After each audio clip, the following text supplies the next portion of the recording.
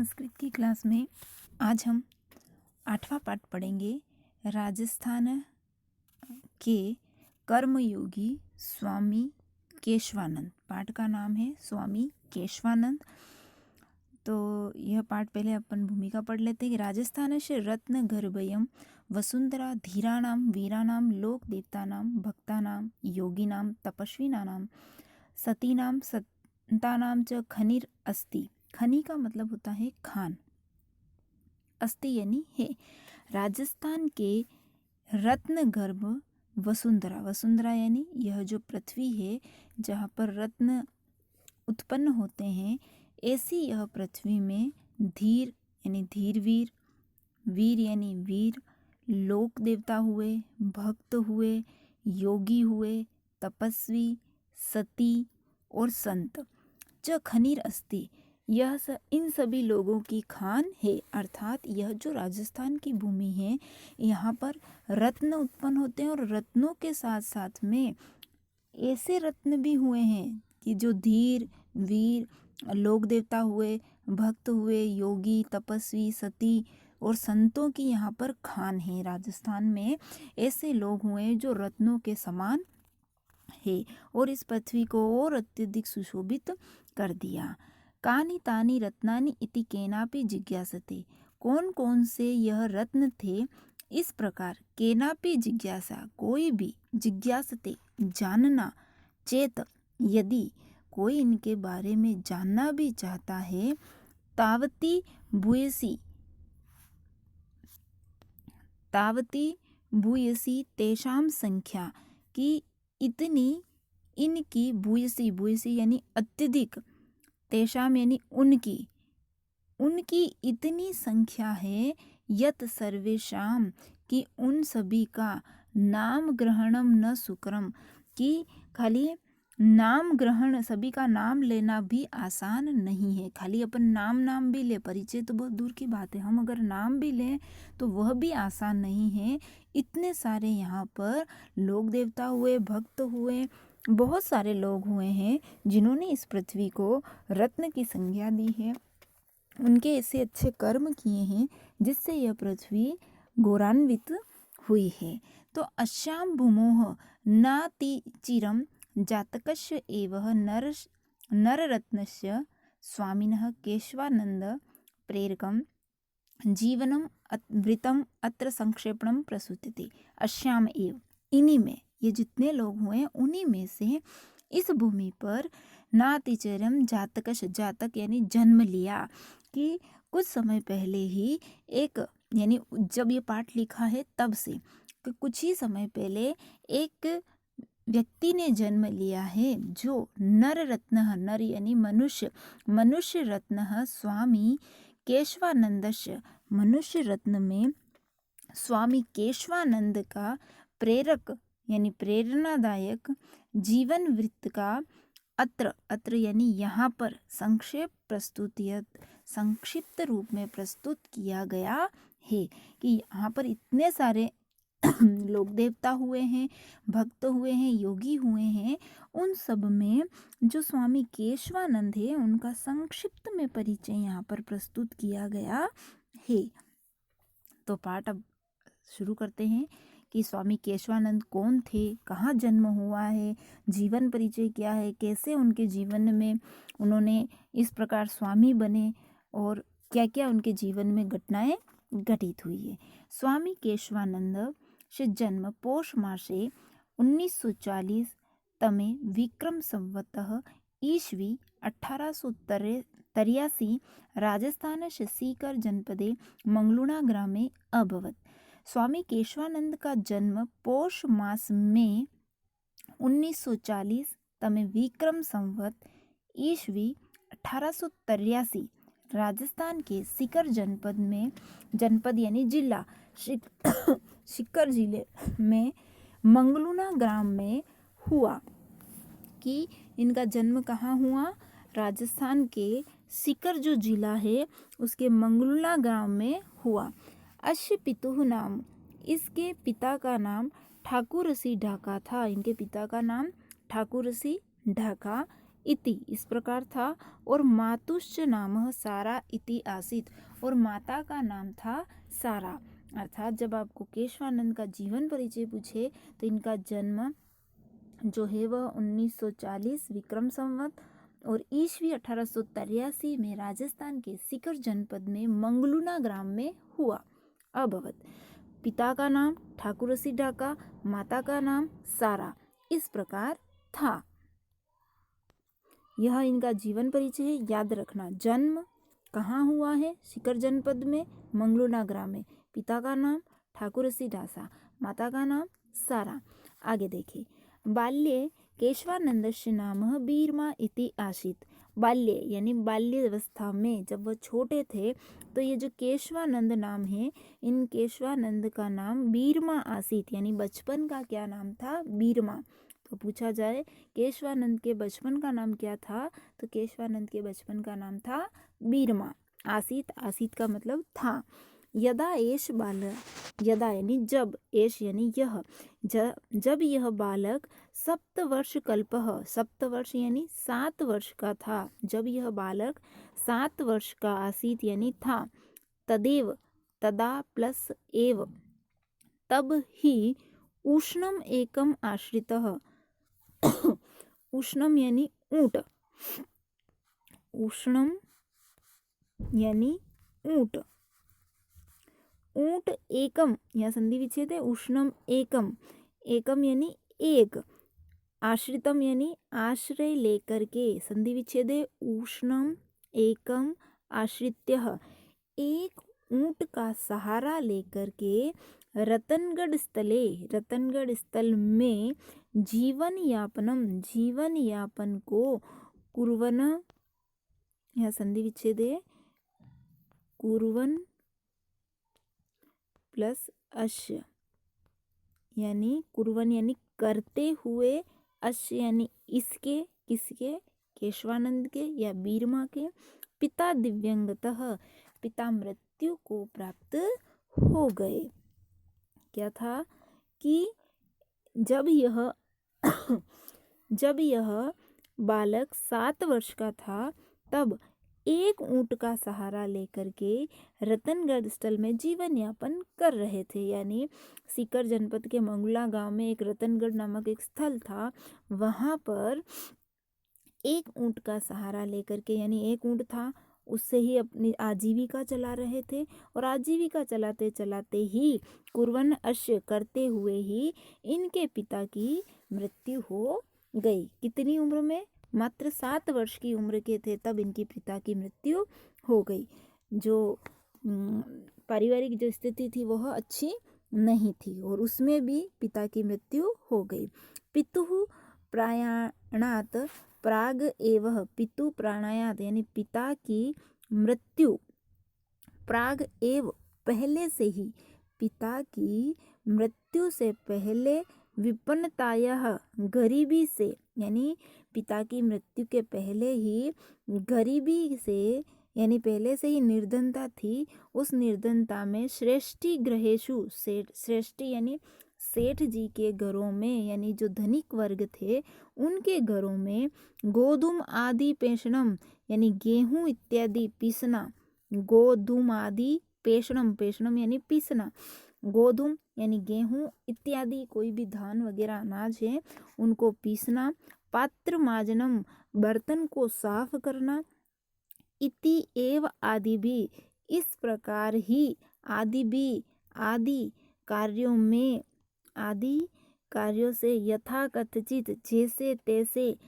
कालम जीवन यापन करती जैसे तैसे अपना जीवन यापन करते थे, यानी कर रहे थे।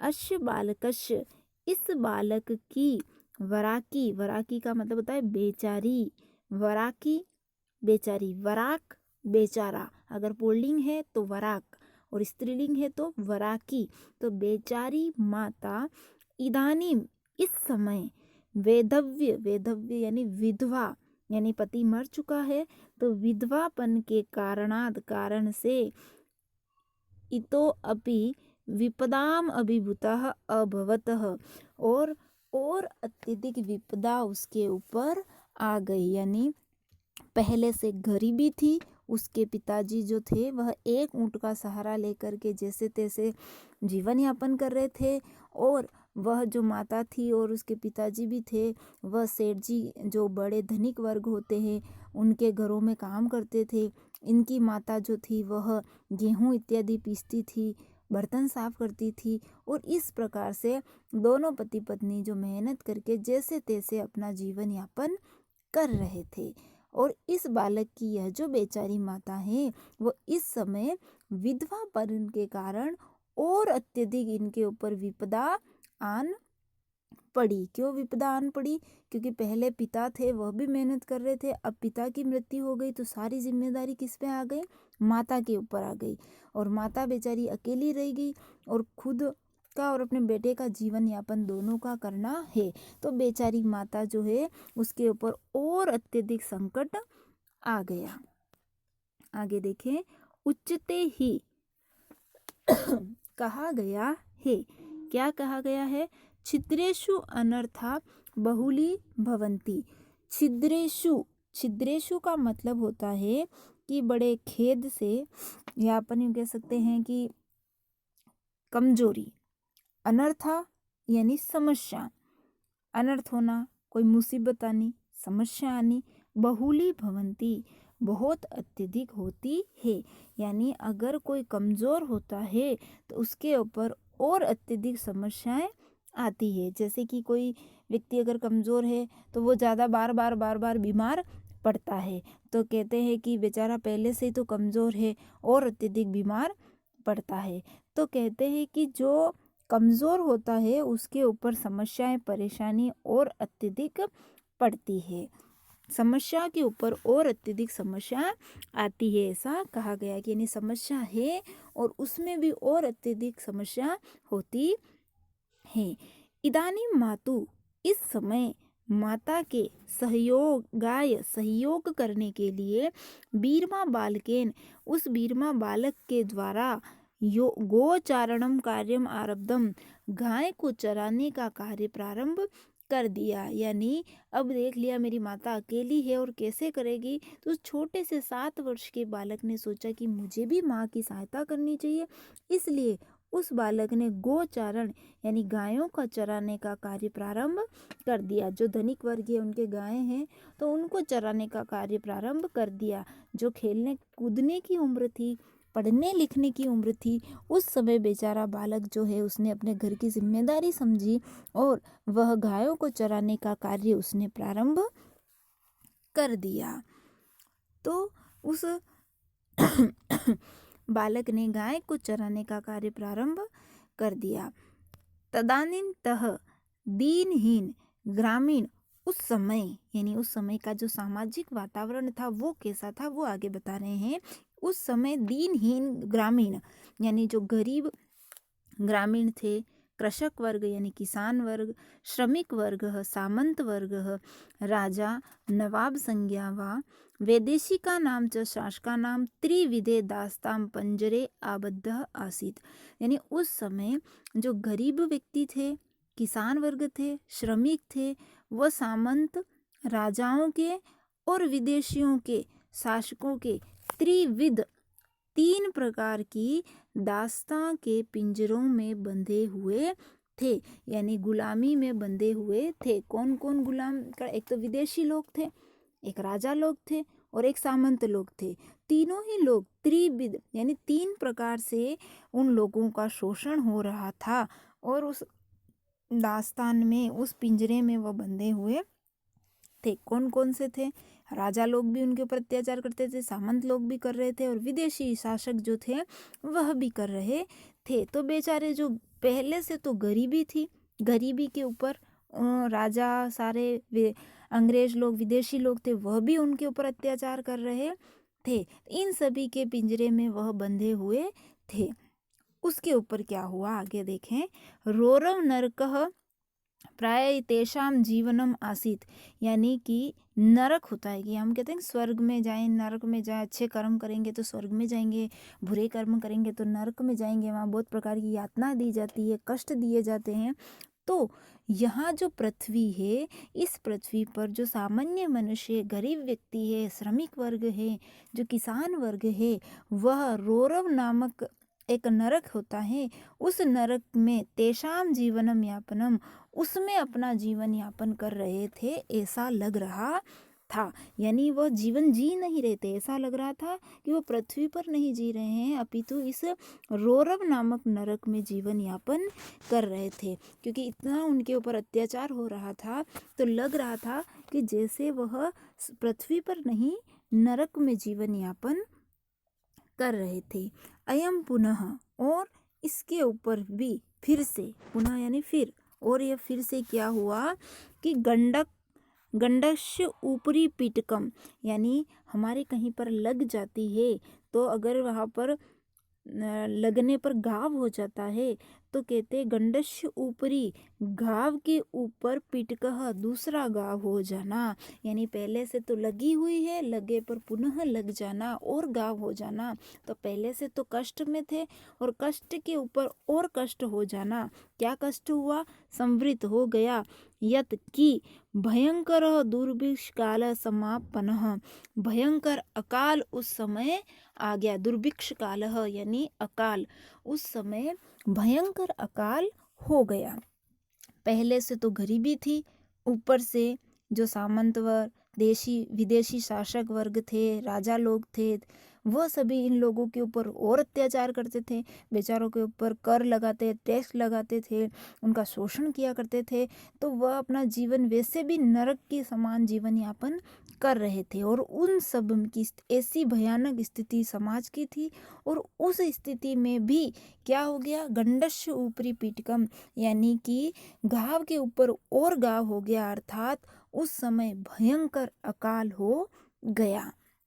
अब भयंकर अकाल हो जाना तो यानी उस समय खाने पीने सब की समस्या हो गई। तो उस अकाल को नाम दिया छप्पन्या अकाल इति, यानी छप्पन्या नाम के अकाल इस प्रकार से कुख्यात विक्रम संवत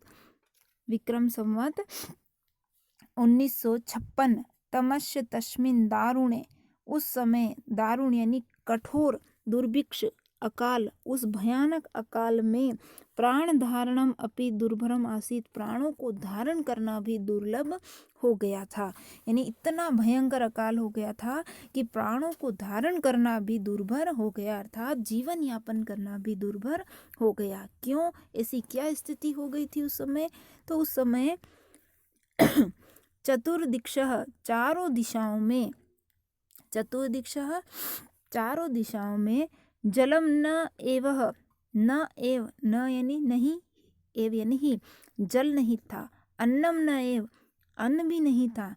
तृणम न एव, घास भी नहीं थी। यानी न तो जल था, न अन्न था, और न ही घास थी। इसलिए चारों तरफ कुछ भी नहीं था। आसीत केवल, और अगर था तो केवल, आसीत यानी था तो केवल क्या था? क्षुत पिपासियाम अखंड साम्राज्य, क्षुत पिपासिता, क्षुत यानी भूख, पिपासित यानी प्यास, भूख और प्यास का अखंड साम्राज्य था। प्राणिम आर्तनादनश्च, और चारों तरफ प्राणियों की चीखने चिल्लाने की, दुख में आह भरने की आवाजें ही आ रही थी। यानी सब तरफ क्या था? भूख थी, प्यास थी, और लोगों का आर्त यानी दुख भरी आवाजें सुनाई दे रही थी। चारों तरफ न जल था, न अन्न था, न घास था, कुछ भी नहीं था। भूख और प्यास से चीखने चिल्लाने की आवाज हो रही थी, प्राणियों की ऐसी आवाज आ रही थी। यानी लोगों का दुख ही दुख चारों तरफ था।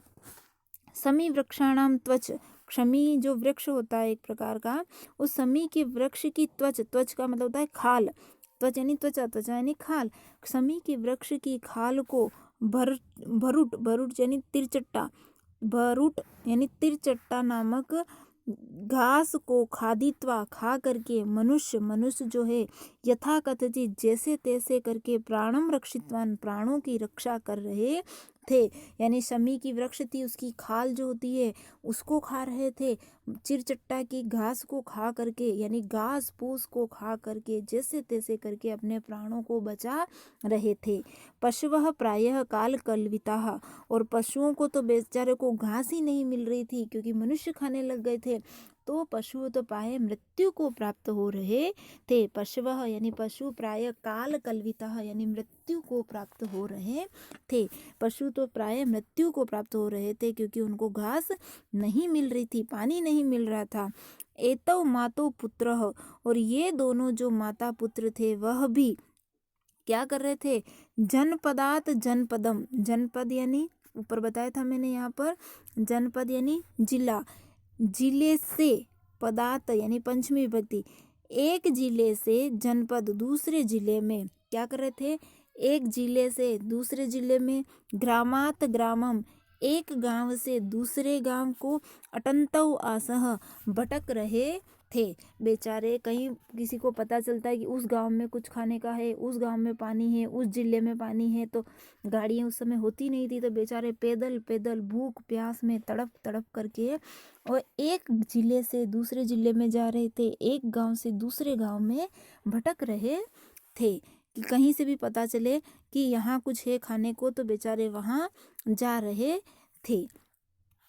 अश्मिन एव अंतरे, अश्मिन यानी इस, एव यानी ही, अवांतरे यानी समय, उस ही समय में सतत दुर्भिक्षम, सतत यानी निरंतर, लगातार बहुत समय तक, दुर्भिक्षम अकाल, प्रतारणे अकाल के प्रताड़ना से, अकाल के उस प्रभाव से, जर्जिताः वृद्धावस्था यानी दुखी, बलवद अवस्था उस जर्जित अवस्था में, दुर्भिक्ष इस अकाल के समय बेचारी वह जो वीर माँ की जननी अपि, जननी जननी अपि यानी संधि विच्छेद है, जननी प्लस अपि यानी उसकी जो माता भी, जननी यानी माता, अपि यानी भी, उसकी जो माता थी वह 16 वर्ष 16 वर्ष की अवस्था में वह जो वीर माँ था, इयम किशोरः इस किशोर को, एकलम विहाय, एकल यानी अकेला, विहाय यानी छोड़ करके,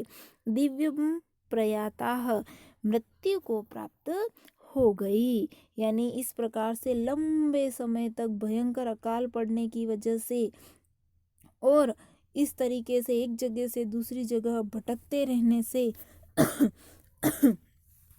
तो निरंतर जर्जिता स्थिति दिन ब दिन उसकी जर्जर होती गई, अवस्थाएं उसकी बिगड़ती गई, वृद्धावस्था आने लग गई और कमजोरी आने लग गई। कितने समय तक कुछ खाया नहीं बेचारी ने, कुछ पिया नहीं, और इस तरीके से चलते चलते निरंतर अकाल की प्रताड़ना से वो जीर्ण शीर्ण हो गई, बीमार हो गई, और उस बीमारी की वजह से उसकी माता जो है वह 16 वर्ष की आयु में उसकी माता उस अकेले बालक को छोड़ करके चली गई। विहाय यानी छोड़ना, छोड़ करके बेचारी वह चली गई। तदंतरम इसके बाद, एकलो अपि सन, एकलो यानी अकेला हुआ भी, सन यानी हुआ, असार संसार इस पूरे संसार में बेचारा अब क्या हो गया है, अकेला हो गया है। तो ऊपर से तो अकाल पड़ा है और इसमें भी माता नहीं, पिता नहीं, खाना नहीं, कपड़े नहीं, कुछ भी नहीं बेचारे के पास। तो तदंतरम इसके बाद, एकलो अपि अकेला हुआ इस असार संसार में, दुख रूपी अग्नि में। और दूसरा दुख कौन सा है, माता पिता नहीं है, और दूसरा क्षुधा पिसाती भूख और प्यास से पीड़ित वीर माँ जो है वह उत्तर शाम दिशी अज्ञाता, उत्तर दिशा में यानी भारत के जो नक्शे में उत्तर दिशा है यानी ऊपर पंजाब हरियाणा ऊपर वाला जो है वहाँ पर भारत के उत्तर दिशा में अज्ञात यानी उस रास्ता नहीं जानता है, फिर भी उस अज्ञात पथी, पथी यानी राह पर अहिंडमानः भटकता हुआ पंजाब के फिरोजपुर प्रांत में चला गया। यानी ऐसा पैदल पैदल चलता गया और वह भटकता भटकता अहिंडमान यानी भटकता भटकता पंजाब के फिरोजपुर गांव में पहुंच गया। तत्र केनापि, तत्र यानी वहाँ पर, केनापि किसी कृपालु यानी दयालु के द्वारा भी आर्य समाज के अनाथालय में प्रविष्टो अयम, प्रवेश किया उसने और वहाँ पर उसको प्रवेश दिलाया। एक अनाथ आश्रम देखा वहाँ पर और उसको उस अनाथ आश्रम में प्रवेश दिलाया। और बीरमा, यहाँ से बीरमा यानी वह जो बीरमा बालक था, रोटी और अक्षर ज्ञान का युगपत दर्शनम इदम प्रथमतया अकरोत्, और रोटी और अक्षर ज्ञान का इस बालक ने सर्वप्रथम दर्शनम यहाँ प्रथम बार किया। यानी कि यह जो अनाथ आश्रम था, इस अनाथ आश्रम में सर्वप्रथम इस बालक ने रोटी का और अक्षर ज्ञान का प्रारंभ किया। यानी पहली बार इसने देखा, अन्न को देखा और अक्षर ज्ञान को यहाँ से प्रारंभ किया, देखा। अयमेव एकस्य, यहीं से ही एक पशुचारकस्य, पशुओं को चराने वाला, गायों को चराने वाला, महान पुरुषत्व प्रति, एक महान पुरुष की ओर यात्रा का प्रस्थान बिंदु आसीत, एक प्रारंभिक बिंदु था। यानी यह जो महान पुरुष बना वो यहीं से उसकी प्रारंभिक बिंदु है कि एक जो बच्चा जो था, गाय को चराने वाला व्यक्ति किस प्रकार से एक महान पुरुष बना, वो प्रारंभिक बिंदु उसका यही था। यही एक फिरोजपुर में एक आर्य समाज का अनाथ आश्रम था, जहाँ पर उसने सबसे पहले रोटी के दर्शन किए और वहाँ पर उसने अक्षर ज्ञान प्राप्त किया। अत्र तस्य हृदयी, अत्र यानी यहाँ पर, इस अनाथ आश्रम में, तस्य उसके, हृदय यानी हृदय में, संस्कृत अध्ययनम इच्छा अंकुरिता, संस्कृत विषय की अध्ययन की इच्छा अंकुरित हुई। यानी उसके मन में वहाँ का माहौल देखा कि वहाँ पर संस्कृत का अध्ययन हो रहा है, तो वहाँ उसको देख करके उसके मन में भी संस्कृत को पढ़ने की उसकी इच्छा जागृत हुई। जिज्ञासिता सती, यानी जिज्ञासा तो थी, कथितम और कहा जाता था, यद जाट जातस्य, यत जाट यानी जाट, ये इनकी जो जाति थी वह कौन सी थी, जाट जाति। तब संस्कृत का सुलभम, जाट जाति में उत्पन्न हुआ है तो संस्कृत का अध्ययन कैसे सुलभ है। संस्कृतम इच्छति, यदि संस्कृत की इच्छा रखते हो, चेत साधुर्भवः, तो साधु हो जाओ, क्योंकि साधु सन्यासी व्यक्ति ही संस्कृत का अध्ययन करते हैं। तो यदि तुम संस्कृत पढ़ना चाहते हो तो क्या हो जाओ, साधु हो जाओ, क्योंकि जाट जाति में उत्पन्न होने वाला व्यक्ति संस्कृत नहीं पढ़ सकता, क्योंकि पहले जो है, जो साधु व्यक्ति होते हैं थे, पंडित व्यक्ति होते थे, वही संस्कृत का अध्ययन करते हैं। तो तुम तो जाट जाति में उत्पन्न हुए हो, तुम कैसे संस्कृत पढ़ सकते हो। तो अगर संस्कृत पढ़ने की इच्छा है तो क्या बन जाओ, साधु भव, साधु हो जाओ। तदनु 1961 तमे विक्रम आब्दे 1904 में फजीलका नगरे है, तब वहाँ पर फजीलका नगर जो था 1961 या 1904 में, फजीलका नगर जो था, उस नगर में संस्कृतम अध्येतु, संस्कृत को अध्ययन हेतु उदासी संप्रदाय के स्वामी कुशल दासस्य शिष्यत्वम साधुत्वम अंगीकृतम, वहीं पर यानी पंजाब में फजीलका नगर जो था, वहाँ पर संस्कृत के अध्ययन के लिए एक उदासी संप्रदाय के जो स्वामी थे, कुशल दास, उदासी संप्रदाय जो था उसका प्रमुख थे स्वामी कुशल दास, वहाँ गए, वहाँ का उनका शिष्यत्व ग्रहण किया, यानी उनके शिष्य बने, साधु को ग्रहण किया और वहीं पर उन्होंने शिक्षा ग्रहण करने का प्रारंभ किया, सोचा। तत्र, वहीं पर, कहाँ पर, यहाँ स्वामी कुशल दास के उदासी संप्रदाय में रह करके गुरुमुख लिपि, पंजाब की जो लिपि है, गुरु जैसे अपने देवनागरी लिपि, गुरुमुख लिपि, गुरु ग्रंथ साहिब इति अश्य पठने, इन दोनों को पढ़ने और पढ़ाने का कार्य प्रारंभ किया। यानी पहले खुद पढ़े और फिर उन्होंने पढ़ाने का कार्य भी प्रारंभ कर दिया। आगामी इति वर्षे, आने वाले कुछ वर्ष में, यानी जो आगामी अगले साल जो वर्ष में, यानी उस समय आने वाले वर्ष में प्रयागे प्रयाग में कुंभ मेलायाम एकः कुंभ मेला में एक महात्मा नाम स्वामी केशवानंद इति नाम दत्तम। स्वामी केशवानंद यह नाम दिया, यानी यह जो 12वां बालक था, इस बालक को केशवानंद नाम किसने दिया कि प्रयाग में जो कुंभ मेला लगता है वहाँ से एक महात्मा आए थे, उन महात्मा ने इनको स्वामी केशवानंद नाम दिया, क्योंकि यहीं पर रहे, इसी आश्रम में रह करके उन्होंने सारी संस्कृत का अध्ययन किया। तो जब वो महात्मा यहाँ पर आए थे, उन्होंने देखा कि किस प्रकार से यह ज्ञानी है, तो उन्होंने उनका नाम स्वामी केशवानंद नाम दिया। गुरु आज्ञा, यानी गुरु की आज्ञा के द्वारा संस्कृत अध्ययनाय, संस्कृत के अध्ययन के लिए हरिद्वार, अमृतसर च उसितम, और यहाँ गुरु की आज्ञा से उन्होंने क्या किया कि संस्कृत के अध्ययन को, यानी पढ़ने और पढ़ाने के लिए क्या किया, वहीं पर रहे। हरिद्वार, अमृतसर च उषितम यानी वास किया। कहाँ कहाँ गए? हरिद्वार भी गए, अमृतसर भी गए, और च अभी उषितः, और वह वहाँ पर उषितम का मतलब होता है वास किया, रहे। यानी संस्कृत के और अत्यधिक अध्ययन के लिए वो हरिद्वार गए, अमृतसर गए। देशाटन कुर्वताः, देशाटन यानी एक जगह से दूसरी जगह घूमते हुए, स्वामीनाः स्वामी यानी केशवानंद, नगराणाम नगर, तीर्थों में, मंदिरों में, मठों में, आश्रम में, विद्यालयों, विश्वविद्यालयों में, पुस्तकालयों, संग्रह में, इन सभी संग्रहालयों में, वन में, पर्वतों, नदियों, ऐतिहासिक स्थलों का अध्ययनम अपि कृतनम, इन सभी का अध्ययन भी किया, क्योंकि एक जगह से दूसरी जगह घूमते रहे और घूमने के कारण उन्होंने इन सभी का अध्ययन भी किया। दूसरी जगह जाते तो वहाँ की संस्कृति के बारे में जानते, वहाँ की प्रकृति के बारे में जानते। तो इस प्रकार से वहाँ जहाँ जहाँ जाते वहाँ वहाँ उनका अध्ययन करते थे। तो आज के लिए इतना ही। आगे का जो पाठ है वो हम अगली क्लास में पढ़ेंगे। इतने पाठ को आप हिंदी अनुवाद ध्यान से पढ़ें। धन्यवाद।